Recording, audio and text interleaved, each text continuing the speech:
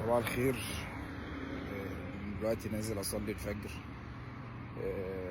مش فاكر اخر مره بصراحه نزلت فيها اصلي الفجر يعني. للاسف الشديد كانت من وقت طويل جدا يعني. ودي حاجه الواحد اكيد مش مبسوط بيها يعني. وانا نازل وقال الصدفه البحته لقيتني لابس الهودي ده. اللي مش شايف كويس هو مكتوب عليه، هو يعني جزء من حديث الرسول صلى الله عليه وسلم، اللي هو بشر المشائين في الظلم إلى المساجد بالنور التام يوم القيامة. فمعنى الحديث واضح، ان هو المقصود بالمشاؤون في الظلم دول الناس اللي بتمشي المسجد. وكلمة مشاء دي اللي هو كثير المشي للمسجد يعني.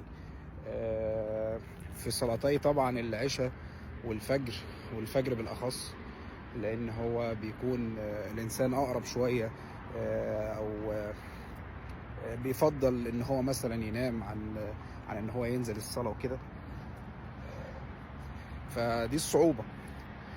فالرسول صلى الله عليه وسلم بيختصهم بالبشرى يوم القيامة، يعني إن بيبشرهم بالنور التام يوم القيامة يعني.